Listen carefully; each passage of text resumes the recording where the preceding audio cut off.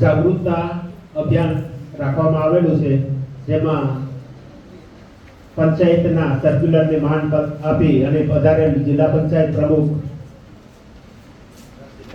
બેન, vice president નનજીભાઈ,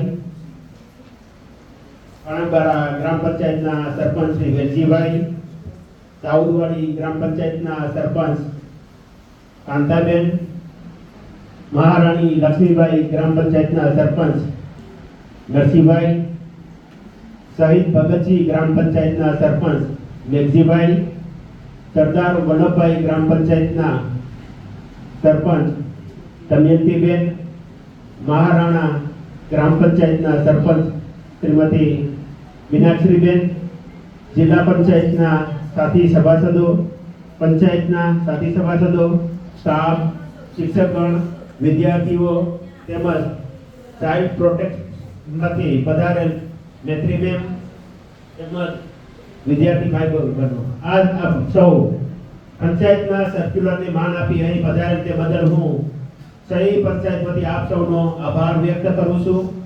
આજે આપણે બાલ વિવાહ મુક્તિ અભિયાન અંતર્ગત એકઠા થયા છે. આપણે સૌ જાણીએ છીએ તે પ્રમાણે આપણા પંચાયત વિસ્તારમાં 99% બાળ વિવાહ થતા નથી. આજે આપણે જાગૃતતા અભિયાન રાખવામાં આવેલું છે. આ બાળ વિવાહ બાળ લગ્ન દ્વારા નિર્ધારિત ઉંમર જે નક્કી કરવામાં આવેલી છે તેમાં 18 વર્ષ બાલિકાની અને પુરુષોને 21 વર્ષ રાખવામાં આવેલું છે. અને વધારે હું માહિતી નથી આપતો, પરંતુ તેના માટે કરી અને હું પ્રોટેક્શન ડિપાર્ટમેન્ટમાંથી પધારેલ મૈત્રી મેમને વિનંતી કરીશ કે બાળ વિવાહ અંતર્ગત જાગૃતતા આપણે અભિયાન રાખેલું છે તેના વિશેની જરૂરી માહિતગાર કરશે મૈત્રી મેમ.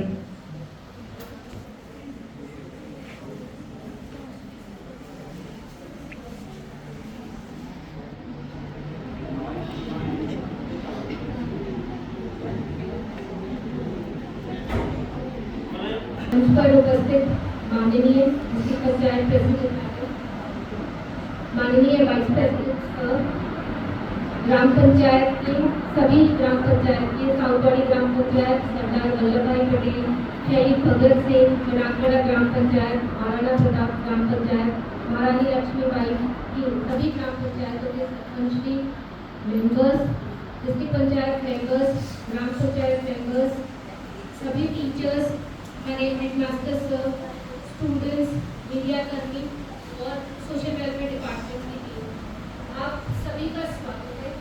आप सबने अपना कीमती समय यहाँ दिया है। हम समाज की उन्नति के बारे में आज जानकारी लेने, चर्चा करने आए हैं।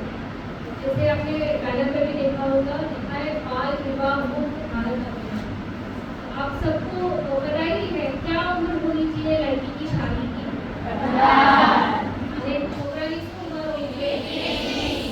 ये सबको पता है।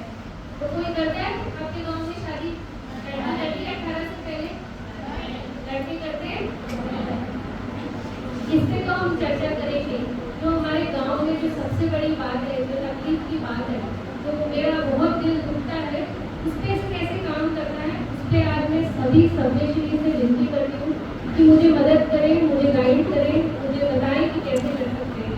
हमारे यहाँ लड़कियाँ 10वीं और 12वीं के बाद नहीं कंटिन्यू करती है शिक्षा। 10वीं फेल થઈ જાય, 12મા ધોરણમાં फेल થઈ જાય, પછી નથી ઉમરમાં જતી।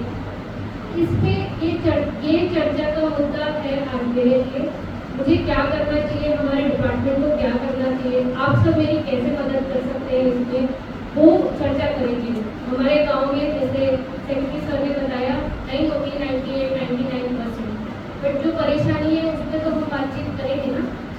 तो आज यहाँ से जाने से पहले हम बाल विवाह क्या होता है, उसमें क्या अधिनियम है, उस पर तो चर्चा करेंगे ही, जानकारी लेंगे ही, ताकि हम अपने आसपास भी सबको बता सकें। और जो चर्चा का विषय है वो ये है कि 10वीं और 12वीं कक्षा में जो हमारी बच्चियाँ फेल हो जाती है और शिक्षा प्राप्त नहीं करती है आगे, उसके लिए समाज में हम सभी की क्या कर्तव्य कर्तव्य है, क्या जिम्मेवारी है और हम इसे कैसे निभा सकते हैं। धन्यवाद। मैं विनती करूँगी, वीडियो प्ले करेंगे हम, उसके बाद हम